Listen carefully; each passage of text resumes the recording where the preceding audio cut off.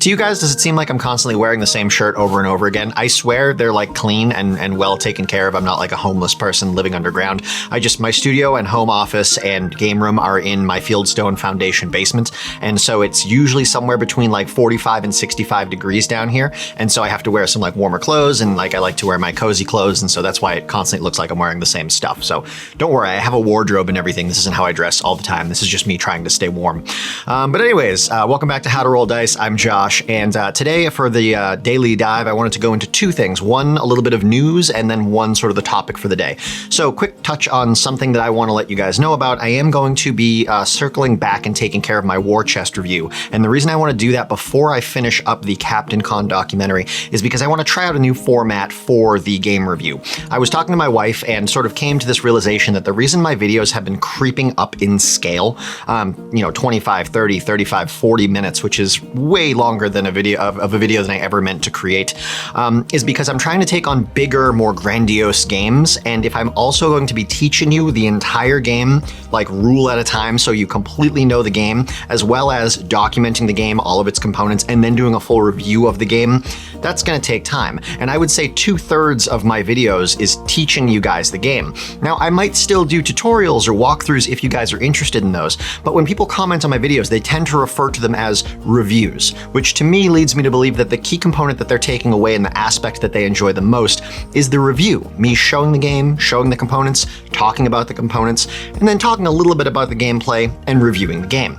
The tutorial section in the middle, which is the hardest part to create and the hardest part to sort of like keep down in time, is what's bulking the videos up so much. And I feel like I've been getting a lot of great response and great interaction with these shorter videos between 8 and 12 minutes long. So I would love to get my game reviews down to somewhere sub 20 minutes. I feel like that would be a great spot, and I feel like I could easily do that if I took out the tutorial section. So starting with War Chest, I'm gonna give that a shot, and I want you guys to tell me what you think about it, if you feel like I've taken away too much and the videos have sort of lost what they were, what I was trying to offer, if they're not what they were, if you want that back, or if you think it's fine and you would rather just have, separate tutorials for the games where you really want it, or maybe you go elsewhere for the tutorials and you just come check out my stuff for reviews and, descriptions of the game.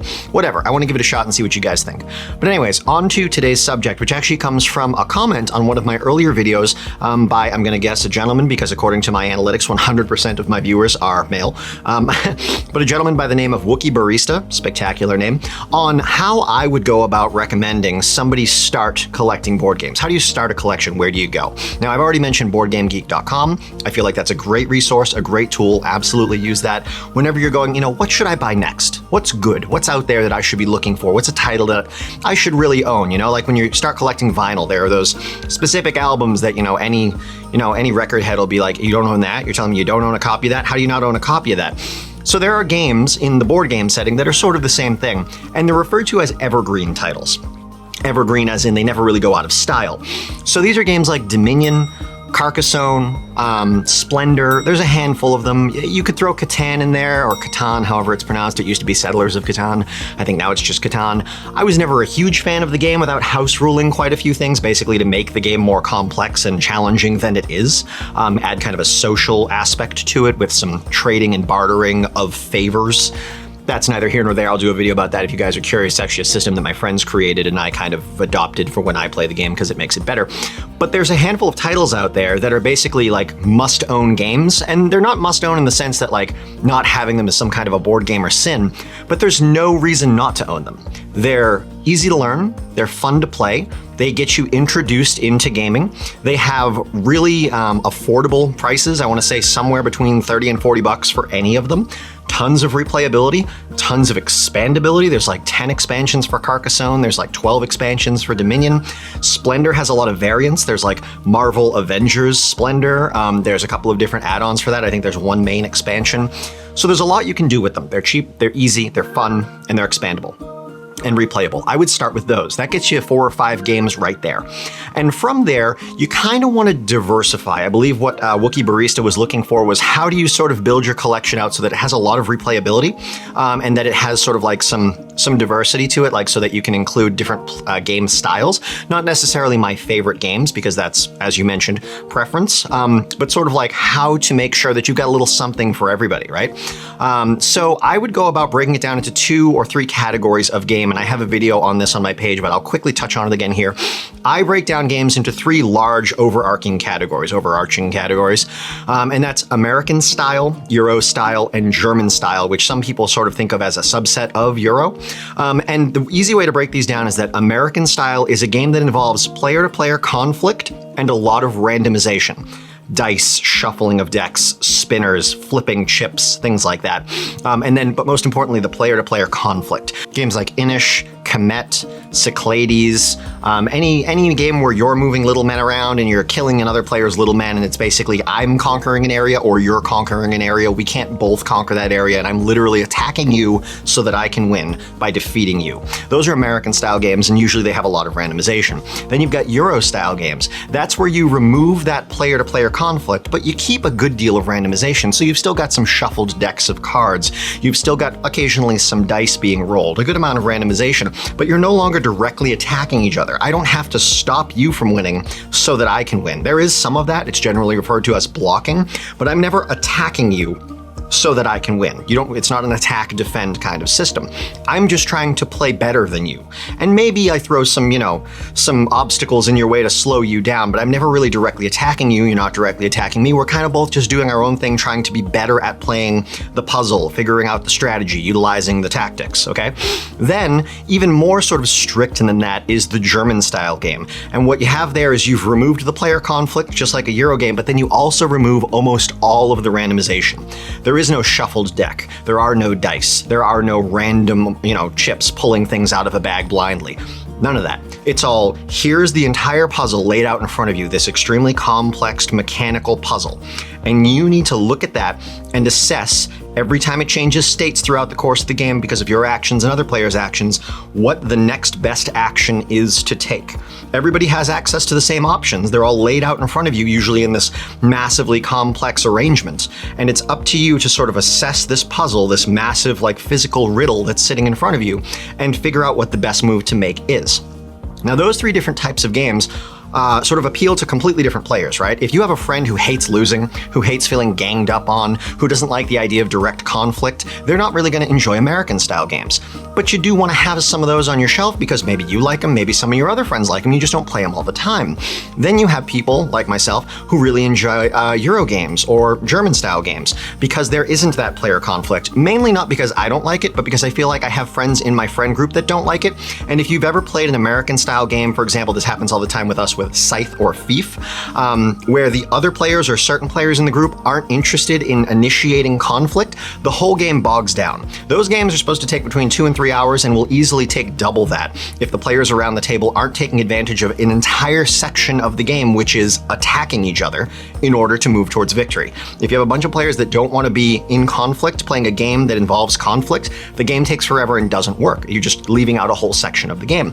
Euro games don't have that, so you don't have to worry about having friends in your group that are afraid to initiate or be involved in conflict because for some reason they correlate that to real world conflict. They feel like they're fighting with their friend in real life just because they're fighting in the game. And I kind of understand that, but try to sort of separate those two. It's not the same thing. It's like role-playing a disagreement in a Dungeons and Dragons session versus actually having a disagreement, right? Completely different things, and you should be able to do that. But anyways, Euro games don't have that conflict, so you definitely want to have some of those. And then if you want to take it even further and you really want to kind of just grind your mind against the sort of game math of the game that you're playing, and it's not necessarily math, but it's a complex system that requires you to sort of calculate options and actions. That's a German style game. Some people might find those tedious, boring, monotonous. I love them. So having a little bit of those 3 categories is a good place to start. And if you're not sure what games out of those categories you're interested in picking up, that's where you might want to look at BoardGameGeek.com, right? Because then you can look at what the highest rated games of those styles are after sort of looking at and understanding the mechanics of the games. It should be very obvious to you, is there a direct player conflict? Yes? Okay, well, this is an American game right there. We know that, period. Is there no conflict? Okay, we're looking Euro-German. Are there dice? Are there shuffled decks? If yes, it's probably a little more Euro. If there are no dice, no shuffled decks, and just sort of this huge board of pieces and action tiles, we're probably talking a little more German.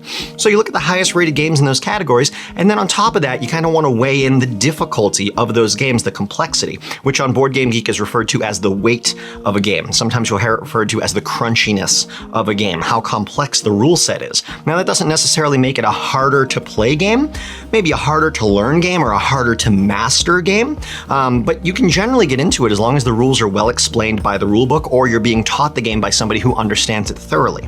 So looking at the 3 different categories of game style there, and then breaking it down into what other people find to be a very good game, use that as sort of an initial guide, and then what level of complexity you're looking for with your current friend group. Maybe you guys are just getting into games and you don't want to go too crazy.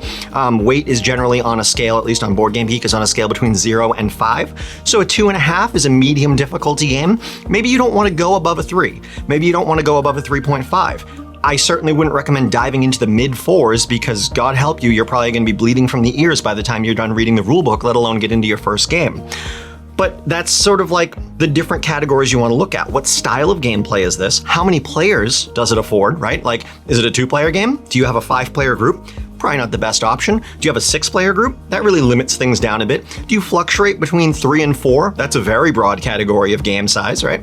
So how many players does it fit? What style of game is it? What weight rule set does it have? How crunchy is it? How difficult is it to learn? Those are basically the categories I would look at, and then choose the highest rated games off the top of Board Game Geek that fit those sort of categories or those characteristics that you're looking for. That's how I would recommend starting to pick up board games. And don't go overboard. Don't go 2-3 games a month. You're going to expand too quickly. Buy a game, buy 2 games, alternate playing them, play them 5 or 6 times, with different groups if you can. I like to repeat a game twice with the same group and then move on to a new group if possible, maybe 3 times if we really enjoyed it. And after I get through 6 games over the course of 2 or 3 groups, I really know whether or not I like the game. And when I go to buy more games, I know, okay, I want something else like that, or I want something totally different than that. Didn't like that at all. And that's an easy way to give yourself sort of a nice foundation to move forward off of. But yeah, 1 or 2 games every 2 or 3 months is probably a good rate to pick up games. If you're really trying to like start a collection right out of the gate, start with your Evergreen titles. You're gonna get 4 or 5 right there. Maybe an expansion or 2 if you choose that you like 1 or 2 of them once you've played a few rounds of it. Now you're at 5 or 6 games plus a handful of expansions. And then from there, again, a game or 2 every 2 or 3 months, and you're gonna slowly build out your expansion, or slowly build out your collection. And that's how I would go about it. Now, of course, if you go to any conventions, like if you go to Gen Con in Indianapolis, we're going this August, it's every year in August, largest tabletop convention in the world, you're probably going to come home with like 5 or 6 new titles just over the course of the 4-day convention. That's fine. There's nothing wrong with that. That's kind of the fun of conventions. You get to see early releases, you get to see pre-releases, you get to pick up limited editions, promo packs. That's like the fun of it. Just make sure you try to stick with your mindset of not falling into a collectionist mindset or a collector's mindset, and not falling into this trap of, wanting to massively expand your collection just because you can. Anybody can. You can throw $1,000 and, collect anything. But it's best to use these guidelines that you've laid out. Keep in mind what you like, what you don't like, what your friend group is probably going to like, because you can't really play board games by yourself. You can with some, but it's not as fun. And just use those guidelines to keep in mind, while you're shopping. And that's it. That's how I would recommend you build out a board game collection, board game set, board game shelf from scratch. Hopefully this is helpful. If you guys have any further questions, please ask in the comments below. I haven't been saying this, but I'm going to start saying it. If you liked this video and you want more like it, please subscribe and set your notification bell to all so that I know you're interested in what I'm doing and I can keep doing it. And definitely comment. I love talking to you guys. But other than that, I hope you're having a good day. I will hopefully have a War Chest review up tomorrow or the next day, and then I'm going to come back around and keep working on that documentary. But other than that, have a good day, and I will see you tomorrow.